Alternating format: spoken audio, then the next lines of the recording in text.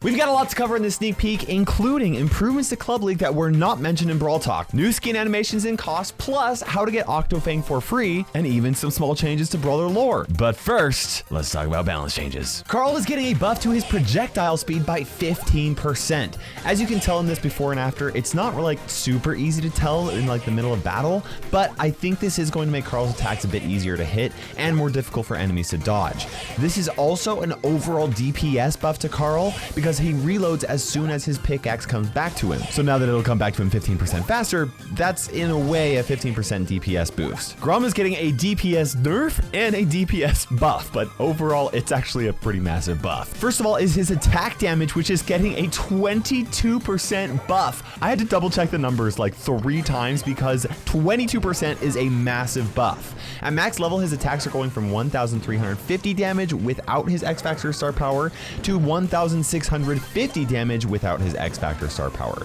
Now, when you add his X Factor star power, each attack will be able to deal 2,145 damage, which is just, I mean, it's so much better than it was before. I wouldn't necessarily say that it is the most damage out of any brawler's attack, but that's a big change. He'll now be able to take out 65% of the brawlers in the game with 1 less ammo, which means that his attacks are going to be much more impactful. To make up for this, his super damage is getting a 6% nerf. At max level, it's going from 2,550 damage to 2,400 damage. Now, I say that this nerf is going to make up for Grom's attack, but it's really not. That is still plenty of damage for a super, and Grom's main attack is going to be so much better. Now, I don't know if this is going to make him like the most competitive brawler in the game because his shots are still like really easy to avoid, but for most players, I could see Grom terrorizing the meta. Supercell rarely buffs attack damage more than 10%, let alone 22%. Byron is getting a 23% nerf to his reload speed. Now, this isn't entirely a 23% damage nerf because there are plenty of times in a match where like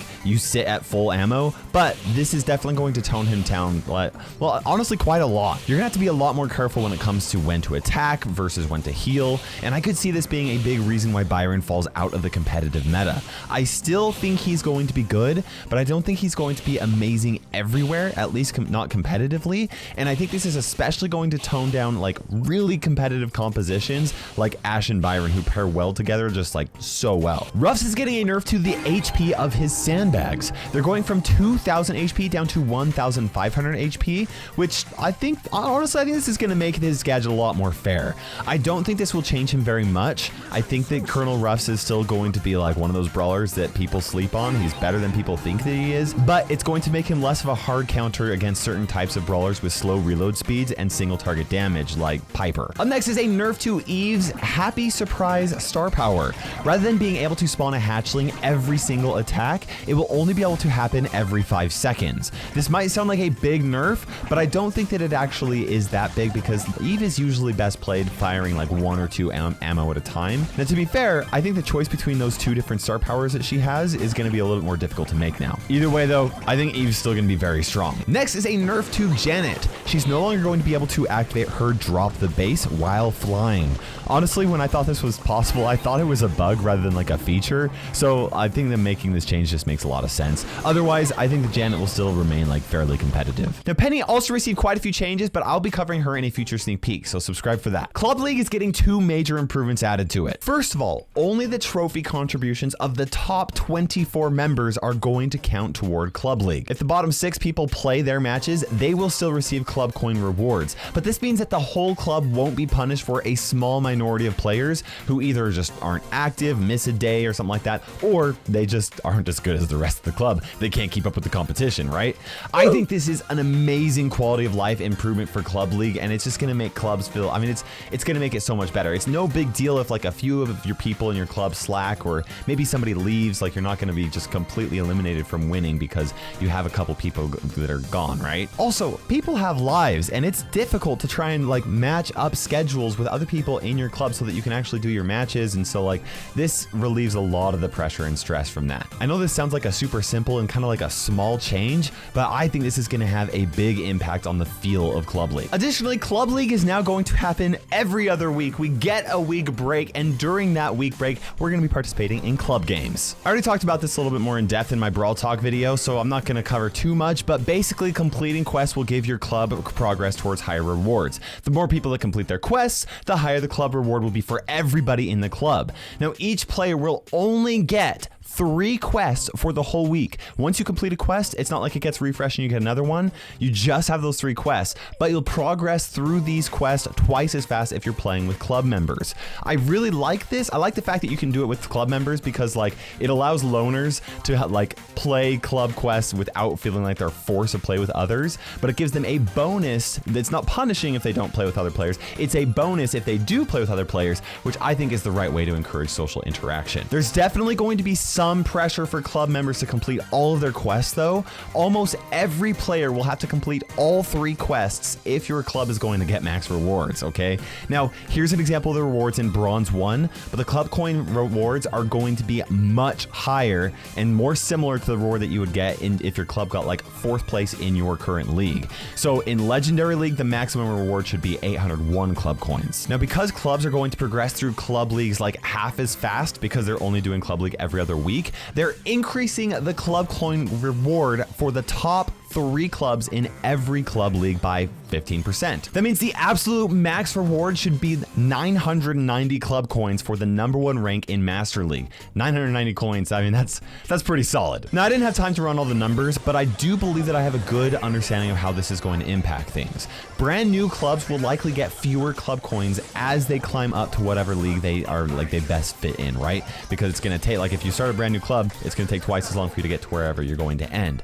But once they're at that right rank after their club, like they're gonna start getting more rewards fairly consistently. Overall, the math boils down to like about a 5% increase across the board for club coins, at least when it comes to a club league, which doesn't sound like much, but over a long period of time, that's actually a pretty significant buff. And clubs that are already established will benefit from this change immediately. So like that's already some more club coins that everyone's gonna get. So I'm personally really excited about what this means for the game's progression. Just like I'm excited for the mystery mode coming to the game. Now, this is an event slot where the mode you play and the modifier added to it is random. However, the maps and modifiers aren't 100% entirely random. It's not like they put all of them in there and it's like a true random generator.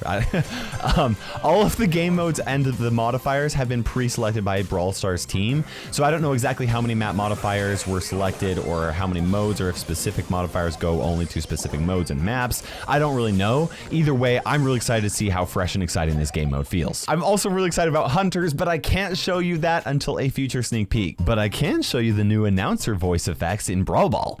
Goal! Defeat! Goal! Overtime! Victory! 7 of the brawlers are getting updates to their descriptions in game. Now, I'm gonna put a side by side of the old descriptions next to the new one. Feel free to like share screenshots wherever you want, so long as you don't crop my face out.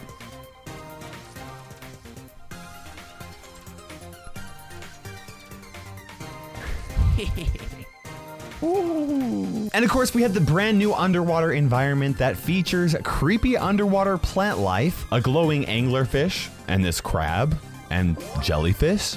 Of course, it wouldn't be Star Park without toxic waste, and you'll even find Otis hanging out near the top of the map next to an octopus, a kraken. Is this the thing that attacks Daryl's ship?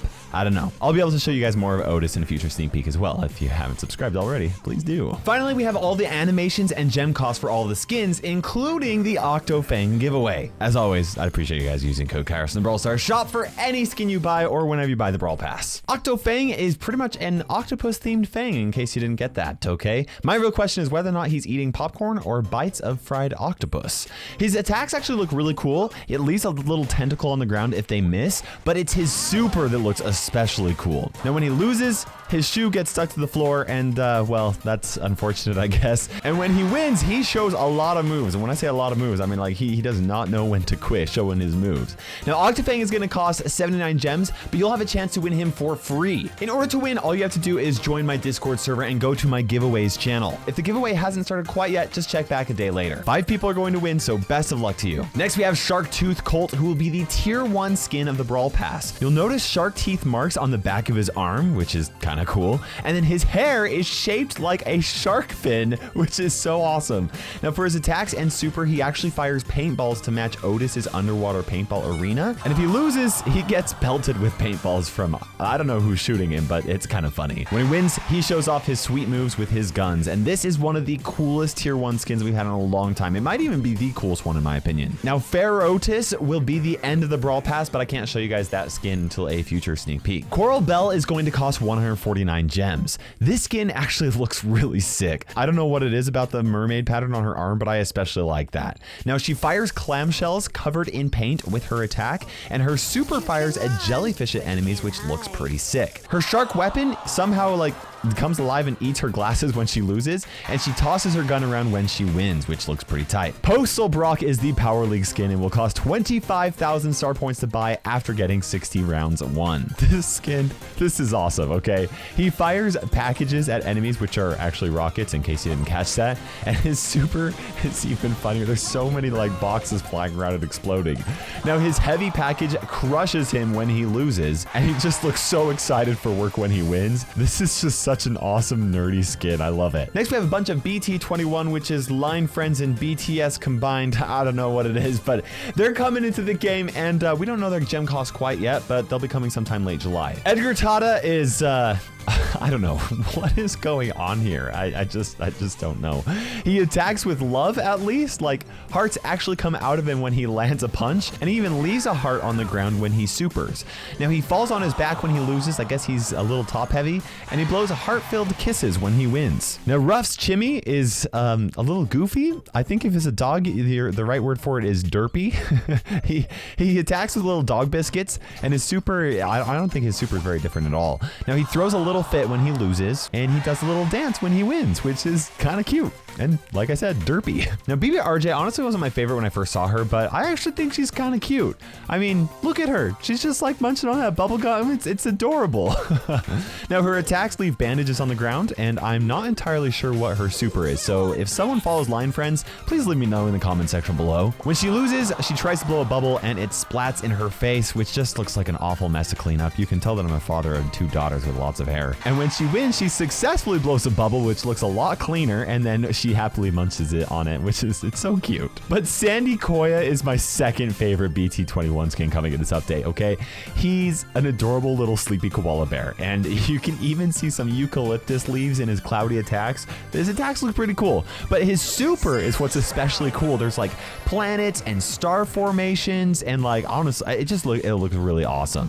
When he loses, he looks so sad when he cries. How did they make him so sad?